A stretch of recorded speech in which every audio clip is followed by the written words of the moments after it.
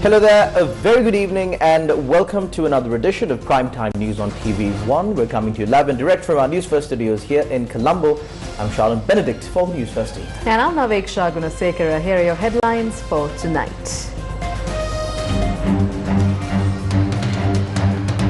Deshabandu's removal from the post of Inspector General unanimously approved with 177 votes in favour. අද දින න්‍යාය පත්‍රයේ විෂය අංක 1 සම්මත කිරීමට පක්ෂව ඡන්ද 177ක්ද විරුද්ධව ඡන්ද බිඳුවක්ද ලැබී ඇත. ඡන්දය දීමෙන් වැළකී සිටි සංඛ්‍යාව 1කි.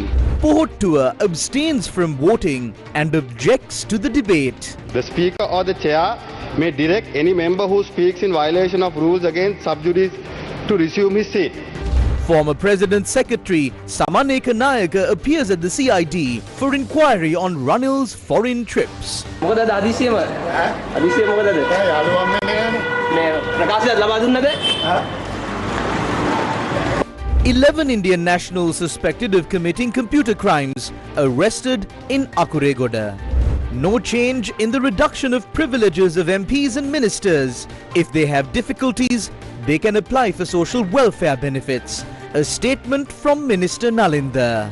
අස්සසුම එකක් ඊට අමතරව තවත් ඔය වකුගඩු දීමනා වැඩි දීමනා වගේ දේවලුත් තියෙනවා.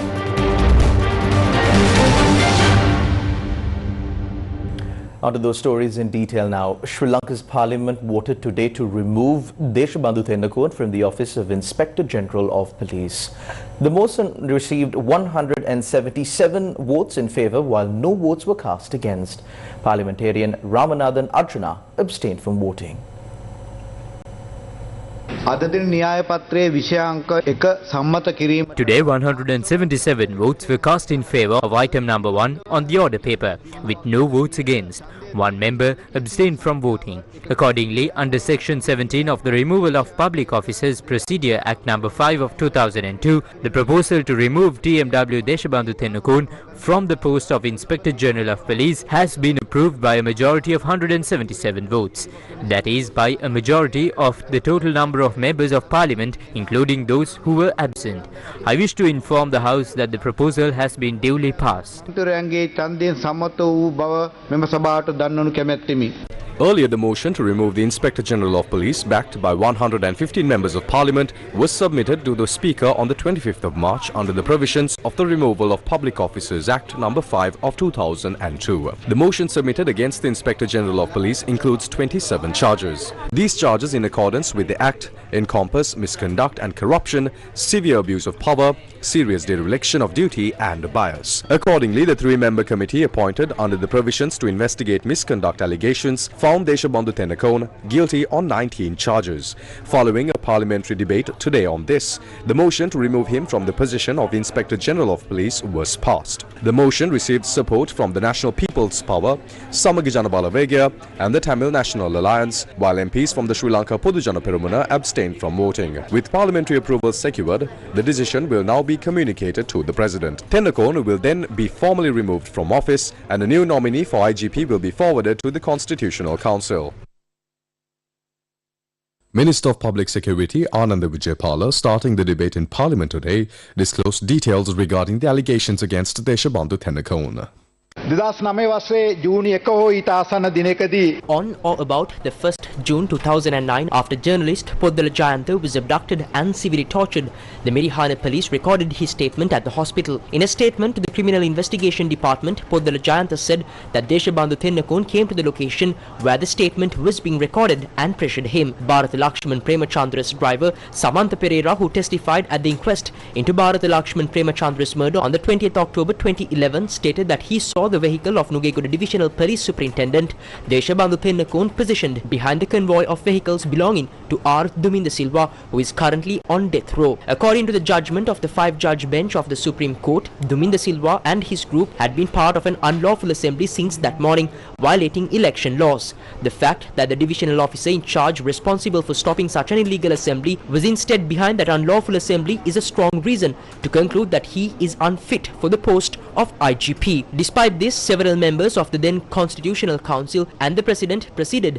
to appoint Deshabandu Tennakon as the IGP when he was the officer in charge of the Nugekuda division. This was done despite the Supreme Court's finding that he was a person who stripped people naked, made them apply Siddha Lepa to their genitals, and aided and abetted cruel, inhuman and degrading treatment of people. At the time of the Easter Sunday attacks on the 21st April 2019, Deshabandu Tennakon was serving as the Deputy Inspector General of Police in charge of Western North, which covers the Gampaha district. On the 1st April 2019, the then senior DIG in charge of the Western Province, Nandana Munasinghe, provided him with the intelligence information warning that a group, including Zahran Hashim, would soon carry out suicide bombings targeting Catholic churches. The intelligence report included 4 specific instructions to prevent the attack. Instead of acting on these instructions, Deshabandu Tennakon merely forwarded the letter to lower-ranking officers with a brief cover note. It was later revealed that on the 21st April, the day of the attacks, he had taken leave and left Colombo with his family. Deshabandu Tennakon was also accused of involvement in the attack on the peaceful protest at Golface. Investigations by the relevant department revealed that he was present at the scene at the time. Protesters who had arrived from Temple Trees and who engaged in the riot asked him to stop the actions of the rioters, but he failed to take any steps to intervene. Furthermore, after protesters found 17,850,000 rupees in a room at the president's house, the money was brought to the Fort police station and recorded. The then senior DIG in charge of the Western Province, Deshabandu Tennakon, subsequently called the official mobile phone of the Fort Police OIC and ordered that the money be taken the following day and handed over to the then Minister of Public Security. Regarding this unlawful order, the Fort Police OIC Inspector Sagar Ali Nage made a note on page 1 of the police station's daily information logbook. While serving as Inspector General of Police, Deshabandu Tennakon has been named as a respondent or accused in about 40 cases across all courts. I wish to inform this House of this fact at this moment. Honourable Speaker, Deshabandu Tennakon was appointed as the IGP despite these cases, ongoing investigations and judgments against him. Quoting from the committee report, I am ready to conclude my statement. According to the reasons stated in this report, the committee concluded that at the request of the Inspector General of Police in question, Chief Inspector Anselm De Silva's team went to Valigama to carry out a shooting at the W15 hotel. It is unimaginable that the country's Inspector General of Police would facilitate such serious and unlawful acts. The act of firing 56 rounds from police-issued firearms at a private hotel, using a police van from this operation, deploying police officers under his command to engage in this illegal shooting, damaging the property of a private hotel belonging to a defenseless citizen, and intimidating him. Such actions from a police chief are unacceptable in any country. No citizen would want a police chief with such conduct to remain in service. පුරවැසියෙකුට එවැනි හැසිරීමක් ඇති පොලිස්පතිවරයෙකු තම රටේ පොලිසියේ සිටීම අවශ්‍ය නොවනු ඇත. Meanwhile, prior to the commencement of the debate, Sri Lanka Podujana Perumana national organizer Namal Rajapaksa raised an objection, pointing out that several court cases related to the matter are currently under judicial consideration. Under 29(1), even if the discussions of this matter of Parliament is particularly about the privilege of Parliament, not of a member under 91F, Honourable Speaker, no member shall refer in any motion or debate to any matter which is under adjudication by the court of law or any matter on which a judicial decision is pending. The Speaker or the Chair may direct any member who speaks in violation of rules against sub judice to resume his seat. Honourable Speaker, I highlighted this fact to get your opinion on the motion under Standing Order 91F. There are 9 cases already ongoing in the Supreme Court regarding the subject of this debate. Supreme Court එකේ නඩු 9ක් මේ වෙනකොටත් යනවා. ගරු මන්ත්‍රීතුමා මේ දැන්ට තියෙන කතා වෙච්ච කාරණාවක් සම්බන්ධයෙන් ඉදිරියට තියෙන එකක් සම්බන්ධව කතා කරන්න. ගරු කතානායකතුමනි ඔබතුමාගේ රීති ප්‍රශ්නයක් ඇහුවම මේ රීති යටතේ ගරු කතානායකවරයා ඔබතුමා කියවන්නකෝ ඔක. ඔව් මම දන්නවා ඒක. කියවන්න රීති ප්‍රශ්න කියවලා කතා කරමු. ගරු මන්ත්‍රීතුමා මම දන්නවා ඒ කාරණා. හරි ඔබතුමා දන්නව නම් ස්ථාවර නියෝග 91F ඉංග්‍රීසියෙන් නම් 91E සිංහලෙන් නම්. මම සිංහලෙන් දන්නවා. මෙවැනි කාරණාවක් ඔබතුමා භාෂා දෙකම දන්න බව මම දන්නවා මම මතක් කරන්න කිව්වේ. හැබැයි එහෙමනම් ඔබතුමා සෑහීමකට පත්විය යුතුයි මේ විවාදයේ පැවතීම තුල අධිකරණ ක්‍රියාදාමයට බාධාවක් වෙන්නේ නැහැ කියලා. එහෙම නැත්නම් සබ්ස්ටැන්ෂල් ඩැමේජ් එකක් හෝ ප්‍රෙජුඩිස් එකක් මේ අවුට්කම් එක මත සිදුවෙන්නේ නැහැ කියන කාරණේ පිළිබඳව ඔබතුමා සෑහීමකට පත්විය යුතුයි. ඒ පිළිබඳව ඔබතුමා පාර්ලිමේන්තුවේ ප්‍රකාශයක් කරලා විවාදය අපි පටන් ගමු. මන්ත්‍රීතුමා මේ ගැන සලකලා බලලා මේ ගැන කියවලා තමයි මේ අදාළ මොෂන් එක ඉදිරිපත් කිරීම සඳහා කටයුතු කරලා තියෙන්නේ. ඔබතුමාට මම පිළිතුරක් ලබා දුන්නා මේ 91 ඒ සලකලා බලලා ඒකන පරිශීලන කළා තමයි මේ තීරණ ගන්න තියෙන්නේ. මේ පුද්ගලයෙක් ගැන නෙවෙයි. මොකද මේ පුද්ගලයා පිළිබඳව ඔබ තමුන්වහන්සේලාගේ හැමෝටම තක්සේරුවක් තියෙනවා. This is not about any individual, as everyone has their own opinion about that person. I'm not addressing that. However, if this debate built around this incident has any influence on judicial proceedings, that is not fair. Now I heard our minister saying Siddhalepa was applied. We have to ask who applied it, where and who was watching. We have heard about Siddhalepa being applied in the past as well. Now it has started. If you want to rise and make a point of order, please do so. For 15 years you have been repeating the same falsehood without any change. What is new? You only keep repeating lies. This IGP is just one person. The police is not one person. Honorable Deputy Speaker, there is no issue in questioning political interference, but it should not be done in a degrading, malicious or low manner. If you wish, Honorable Deputy Speaker, I will even offer my Lamborghini to take Mr. Deshabandu home, or even arrange a helicopter if needed. As a party, and personally, I will abstain from voting on this debate. ඡන්දේ පාවිච්චි කරන්න කිරීමෙන් වැළකී සිටිනවා ගරු නියෝජ්‍ය කතානායකතුමනි. මොකද හරි බල්ලා වැන්නේ කාගේද කියලා බලන් ඉන්න තව ටිකේ සිද්ධාලේප ගා ගන්නකොට තේරෙයි. ගාපු තැන දන්නේ ඔයාලානේ. බලන් හිටියේ ඔයාලානේ. ටෝච් එක ගැහුවේ ඔයාලානේ.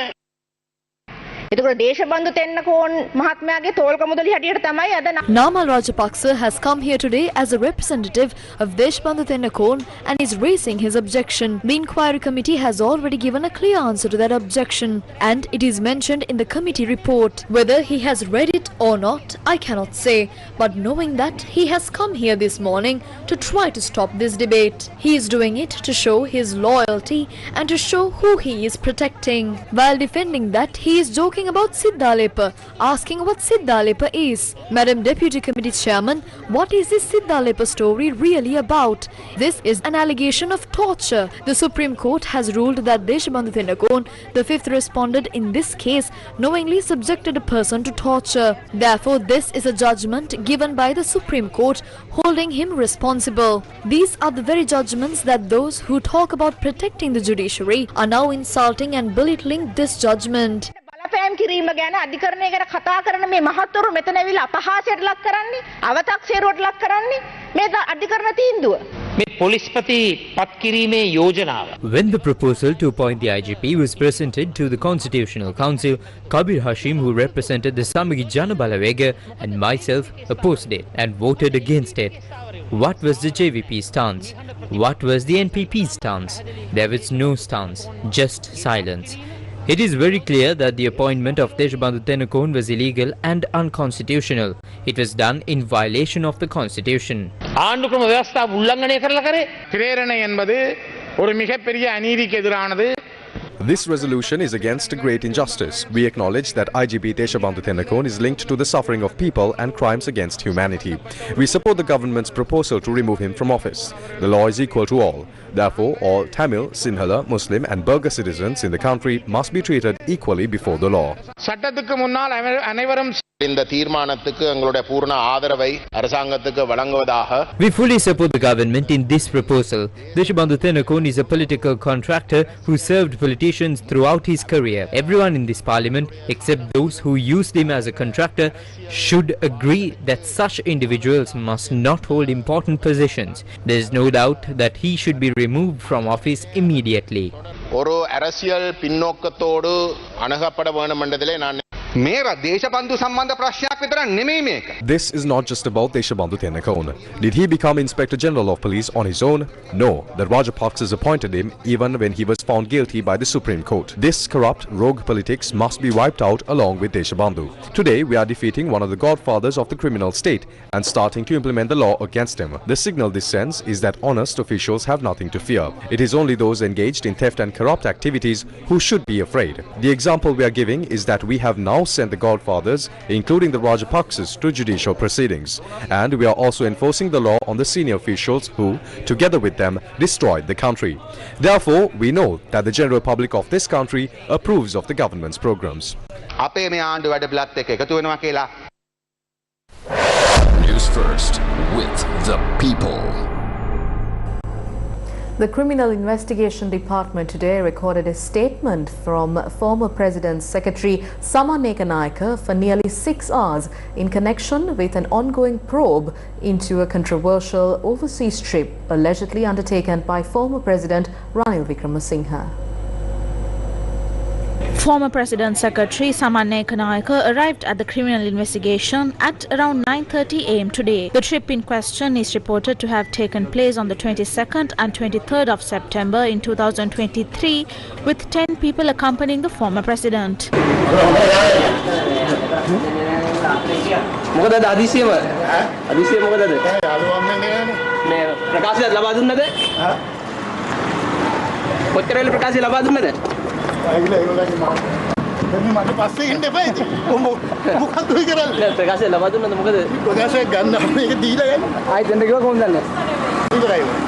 In connection with an ongoing investigation, the Criminal Investigation Department yesterday recorded a statement from Sandra Pereira, who served as Wickremesinghe's private secretary for over 6 hours. The Criminal Investigation Department informed the 4th Magistrates Court via a B report in late June that a special investigation had been launched into an alleged private overseas trip undertaken by former President Ranil Wickremesinghe using state funds. According to the B report, the police informed court that the former president had travelled to the United Kingdom to attend his wife's graduation ceremony, allegedly spending approximately 16.9 million rupees in state funds for the trip.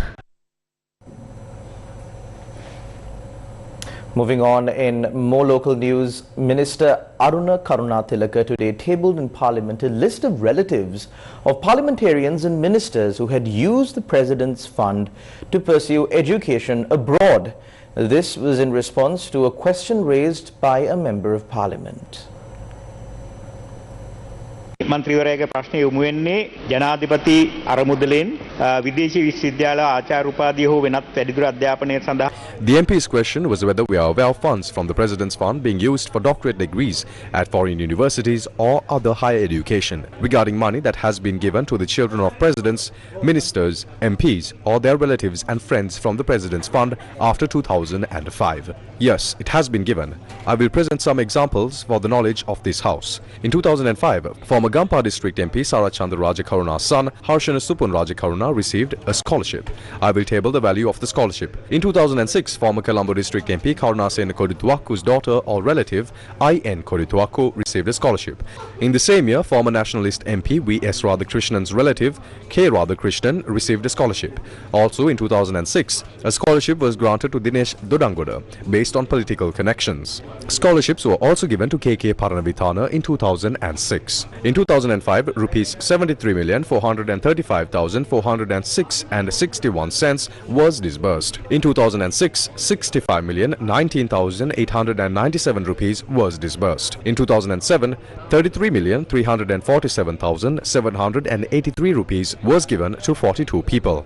In 2008, 11,055,250 rupees was given to 18 people. In 2009, 3,952,906 rupees was given to 4 people.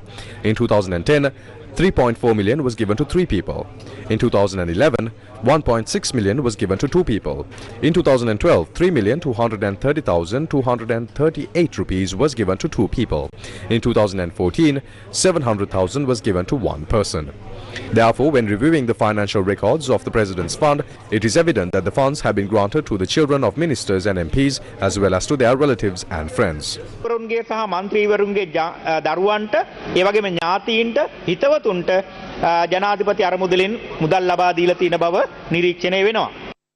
The Cabinet has approved a decision to lower the annual group insurance coverage for members of Parliament from 1 million rupees to 250,000 rupees from October. This was officially announced at the media briefing held today to announce the Cabinet decisions.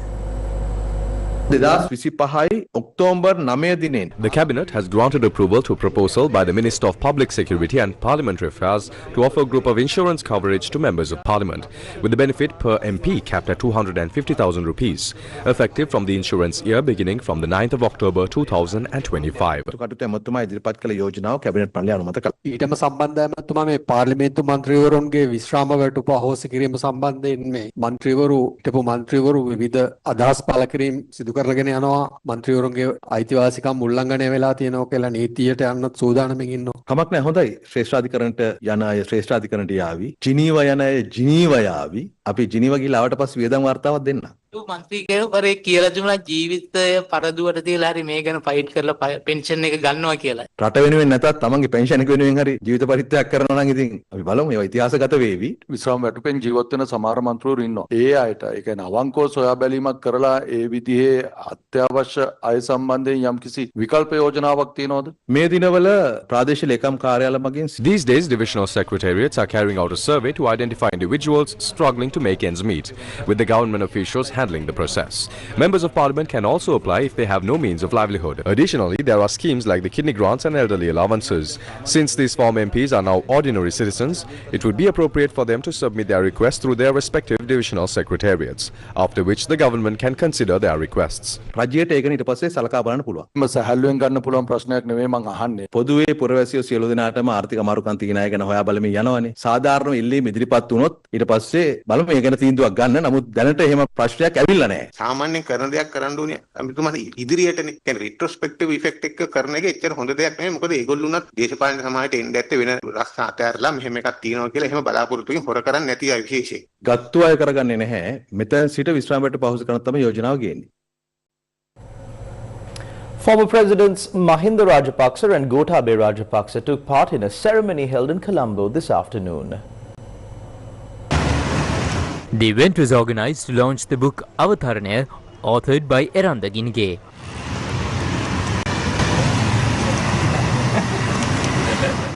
Politicians and other guests were present at the event.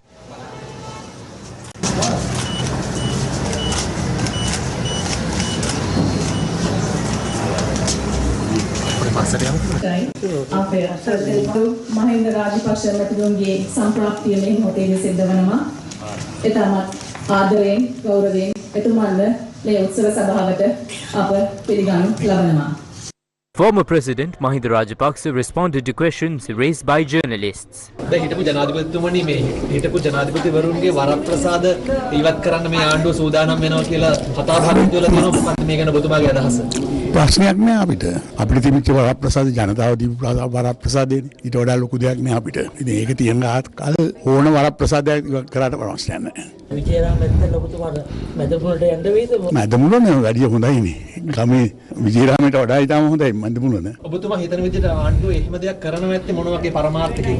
පලිගන්න. GDP around $30,000 billion, 30,000, but in Sri Lankan context we are just only 80 billions.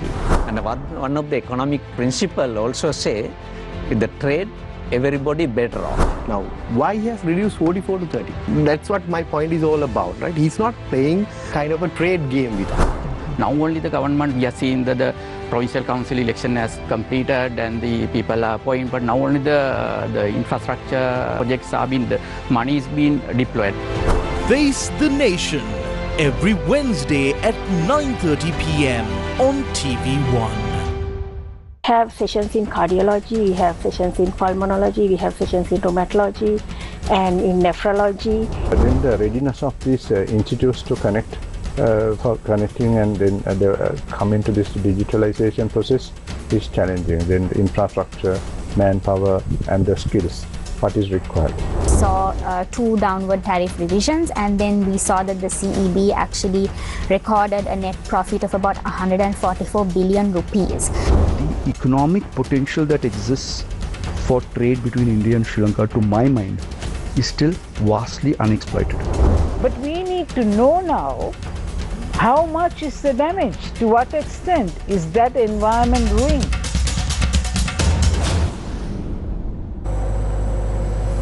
Acting on a tip-off received by the Air Force Intelligence Unit, 11 Indian nationals were arrested in the Akuragoda Palavatta area and produced before the Kadwala Magistrates Court today. They were remanded until Thursday and the group was taken into custody along with 3 laptops and 20 mobile phones. The group had been residing in a rented house in Akuregoda, Pelavatta. A team of officers from the Thalangama police raided the house last night. Police said 3 women and 8 men aged between 20 and 40 were arrested. When the suspects were produced before the Kadwala Magistrates Court this afternoon, a diplomatic official was also present at the court premises. The Indian nationals were charged under the Money Laundering Act and the Computer Crimes Act. Chief Magistrate of Kadwala, Bandari Langasinghe, ordered that the suspects be remanded until the day after tomorrow. The Public Utilities Commission conducted a public inquiry in Colombo today into the nationwide power outage that took place on the 9th of February 2025. The Commission stated that statements were recorded from 20 individuals during the proceedings. The public inquiry took place at the BMICH premises in Colombo, where officials responded to questions and provided clarifications. The Commission's primary objective is to assess the socio-economic impact of the 9th of February power outage and to identify suitable recommendations to prevent a recurrence in the future. So, what is your response? Because the transmission licensee has made a claim that there's a relationship between the solar tripping and this blackout. What is your response in this regard? Have you studied on such claim? After that blackout happened, actually I went to the monitoring plant near the Panajur grid substation and all the several other places around the island. It was noted that due to the fault in the Panajur grid, so then nearby solar plants were tripped due to the under voltage. Then actually that tripping of those solar capacity led to a frequency drop. Then it leads to the tripping of all the solar plants island-wide due to the under frequency one. So as I have monitored through our monitoring portal for the solar inverters. So then that's how that it has led to the total blackout island-wide. So it maybe had seen that in some places that under frequency load settings were applied, but actually that should have not been sufficient to control all the solar capacity drop during that time. මේ වගේ මේ failure එකක් වුණාම කොහොමද ක්‍රියා කරන්න ඕනේ විදිහ ඒ වගේම රෙස්පොන්සිබිලිටිස් කොහොමද දෙන්න ඕනේ කියලා ප්‍රොසීජර් එකක් තියෙනවද? මේකට follow කරන්නේ system එකෙන් දීලා තියෙන procedure එක. In such situations, we follow the procedures outlined in the system. Typically, the operations engineer's first step is to check the breakers in the grid's switchyard. If the breakers haven't opened, they are manually opened. Sometimes, due to various reasons, certain breakers may not have a power supply or may be in a closed position. In such cases, these issues are inspected and resolved. Once that is done, the breakers are opened to ensure the system control center can properly restore the system to normal operation. මොකද පද්ධති පාලන මධ්‍යස්ථානයේට නිසි පරිදි පද්ධතිය යථාවත් කර ගැනීම සඳහා. මට තේරිච්ච විදිහට මේ From what I understand, during this total failure, there wasn't a major transmission line or key transformer that tripped. Not even a single transmission line appears to have tripped due to overload throughout the total failure. Because of this, there was no significant additional workload. It seems that both the protection branch of the transmission-wide operation team and the O&M staff could have promptly begun the system restoration process without delay. However, it's something that isn't always clear at the very moment of the incident. I joined the system control unit on the 7th of March, by which the power outage had already taken place. Normally, when a blackout takes place, the additional general manager is informed immediately, as well as the DGM of the system control. In this instance, I noticed that both the GM and the AGM had arrived at the system right away. Likewise, all the system control engineers in the vicinity were also present. System restoration is considered a highly demanding and critical task. සේරම system control ඉන්ජිනියර්ස්ලාත් එතනට ඇවිල්ලා තියෙනවා system රෙස්ටෝරේෂන් කියන්නේ ලොකු බැරෑරුම් කාර්යයක්. The Public Utilities Commission stated that the consequences of the 9th of February nationwide power outage included the transmission licensee being unable to supply 5.5 gigawatt hours of electricity demand, an additional 4.6 gigawatt hours of electricity demand unmet due to the subsequent power cuts, and losses incurred by distribution licensees, as well as the disruptions, damages and impacts experienced by the public, the economy and consumers. Tamil national parties and civil organizations have jointly sent a letter regarding the report and resolution that will be presented by the Office of the High Commissioner for Human Rights on Sri Lanka at the 60th session of the United Nations Human Rights Council. The letter refers back to the correspondence sent on January 15, 2021 to the heads of mission of the 47 member states of the United Nations Human Rights Council, along with the issues highlighted in that communication. It also notes that the letter signed by more than 70 civil organizations and presented to the United Nations High Commissioner for Human Rights during his visit to Sri Lanka in June 2025 has been taken into account. The letter states that the United Nations' failure during the final stages of the war in Sri Lanka in May 2009, as well as its failure to ensure Sri Lanka's accountability, has emboldened racist, authoritarian and anti-democratic regimes around the world to commit grave crimes with impunity. 5 key points were highlighted in the letter. Number 1. The letter states that the member states at the 60th session of the United Nations Human Rights Council should adopt a resolution acknowledging that in the 16 years since the end of the war, there have been no genuine accountability mechanisms in Sri Lanka. Number 2. The signatories to the letter opposed any resolution that grants the regime in Sri Lanka political space and time to implement a domestic mechanism. Number 3. The letter adds that while there is no objection to extending the UN High Commissioner for Human Rights' accountability program, it should have a clear time limit. Number 4.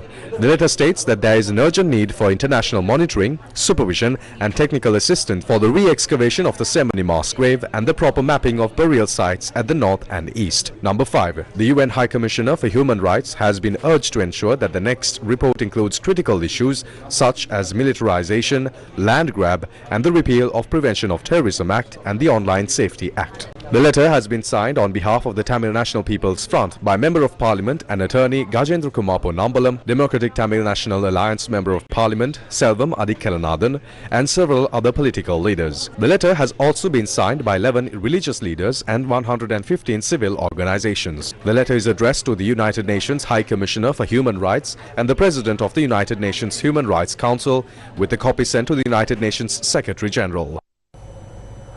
Legacy talks organized by the Department of Business Administration at the University of Sri Jayawardhanapura was held in Colombo today. As the Department of Business Administration at the University of Sri Jayawardhanapura celebrates 45 years of academic excellence, Legacy Talks, a special initiative designed to reflect on and share the diverse experiences and contributions of their alumni as well as past and present academic staff in the field of business management, was held in Colombo today. Today, we reflect on our department's journey while we look forward towards a vibrant future. As we celebrate our 45-year legacy, we have organized 2 main events. The first event is Legacy Talks, which begins today and will continue for 4 more sessions until the end of October. And the second is colloquy titled with Reimagine Management Education in Sri Lanka, a colloquy on 45-year legacy in management education of the Department of Business Administration. Throughout the decades, our department has not only existed but thrived, thanks to pioneering academics and visionaries who laid its foundation. Their commitment has enabled us to make significant contribution to the landscape of management education in Sri Lanka, establishing us as a leading force in the field. Starting today, Legacy Talks will provide a platform to recall and honor this history, while also inviting conversation and reimagining the future of management education in our country. Former Senior Professor Abhiratna Bandara was the speaker for the inaugural session. The Legacy Talks series will consist of 5 sessions, with the inaugural session scheduled under the theme My Long Walk with the Department of Business Administration. The official ceremony for the handover of emergency humanitarian assistance for flood relief by the government of China took place in Colombo. The government of China delivered emergency humanitarian assistance for flood relief to the government of Sri Lanka. The aid, worth 400 million rupees delivered through China Aid, includes a range of essential emergency items such as tent kits, bags, power generators, blankets and other critical supplies intended to assist communities affected by recent flooding. The handover certificate took place with the Ambassador of the People's Republic of China to Sri Lanka and the Secretary to the Ministry of Defence in attendance. This shipment, which includes tents, folding beds, generators, water pumps, blankets, and other essential living and emergency items, has already arrived in Colombo in order to improve resettlement conditions for affected communities and provide support for Sri Lanka's post-disaster emergency relief efforts to help enhance Sri Lanka's capacity to respond to floods. China is willing to actively share its own expertise and experience as a country frequently affected by natural disasters. China has accumulated extensive practical expertise in post-disaster reconstruction and risk prevention, and possesses relatively advanced technologies in disaster early warning and meteorological monitoring. We are willing to explore more practical and in-depth cooperation with the Sri Lanka side in areas such as satellite meteorological image sharing, disaster early warning, and disaster prevention and mitigation. We look forward to continue to work hard, to work hand in hand with the Sri Lanka side and contributing to the safety and the well-being of the Sri Lanka people. This generous donation of humanitarian aid valued of 10 million yuan comes at a crucial time.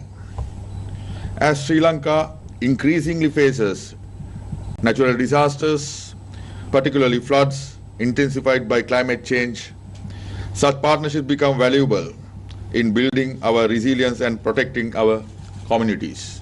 This contribution demonstrates that China stands firmly with Sri Lanka during challenging times. The emergency relief supplies will be managed by our National Disaster Relief Services Center and distributed through our district secretariats to ensure this aid reaches those most in need efficiently. In our interconnected world, partnerships like ours are more vital than ever. Together, we build resilience, respond to crises, and support one another with sharp purpose. The assistance is expected to be distributed through relevant government agencies to ensure timely and effective relief for those impacted. CRIM Vision 2025, organized by the Faculty of Criminal Justice of the General Sir John Kothawala Defence University, got underway today. Crim Vision 2025, the first ever criminal justice exhibition, was held at General Sir John Kothawala Defence University. Senior Deputy Inspector General of Police for the Western Province, Sanjeeva Dharmaratna, delivered a special address focusing on the Sri Lankan criminal justice system. Today, the threats we face are no longer limited to traditional crimes. We are confronted by cybercrimes, transnational crime networks, drug trafficking, human trafficking, organized violence and terrorism. In responding to these challenges, Sri Lanka police is undergoing continuous transformation, embracing technology, enhancing training and capacity building, and reinforcing our commitment to human rights and community policy. But our success cannot come from within the police alone. It requires the collaborative effort of legal professionals, educators, researchers, policymakers and citizens, and that is why I believe Crime Vision 2025 is more than an exhibition.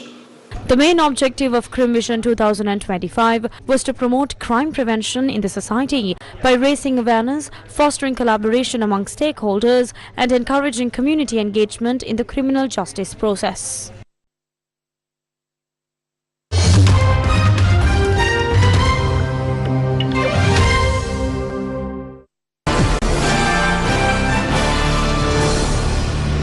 The relationship between India and the US is facing one of its most significant challenges as Trump administration doubles down on its demands that India stops buying Russian oil or face punitive tariffs. The US President Donald Trump has refused to cut tariffs on Indian exports to the US as he has for other countries, and said he would significantly raise them over its purchases of cheap Russian oil, which now accounts for 1/3 of its imported oil. US President Donald Trump has threatened to hike tariffs on goods from India over its purchases of Russian oil, a key source of revenue for Moscow's war on Ukraine. New Delhi quickly pushed back, saying the move was unjustified and vowing to protect its interests. Trump's heightened pressure on India came after he signaled fresh sanctions on Moscow if it did not make progress by Friday towards a peace deal with Kiev more than 3 years since Russia's invasion. Moscow is anticipating talks this week with the US President's special envoy Steve Witkoff, who is expected to meet President Vladimir Putin.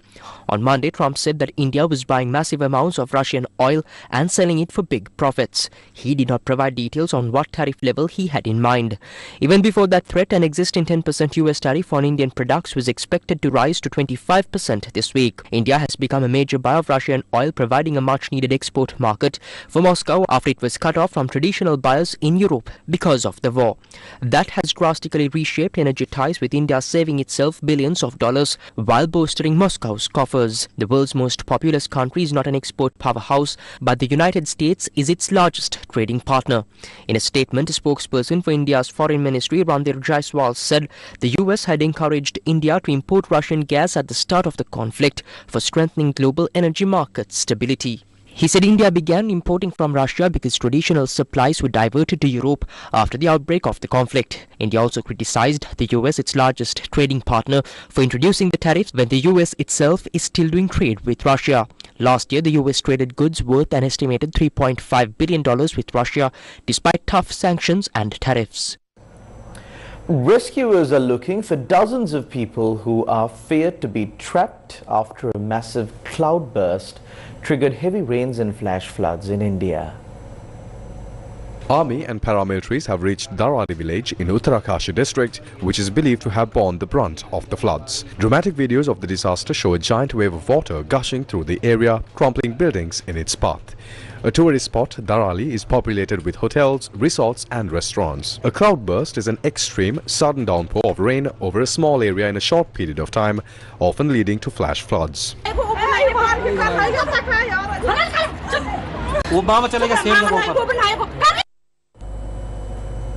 And that's a wrap of Primetime News on TV1 for tonight. Thank you for watching. Good night.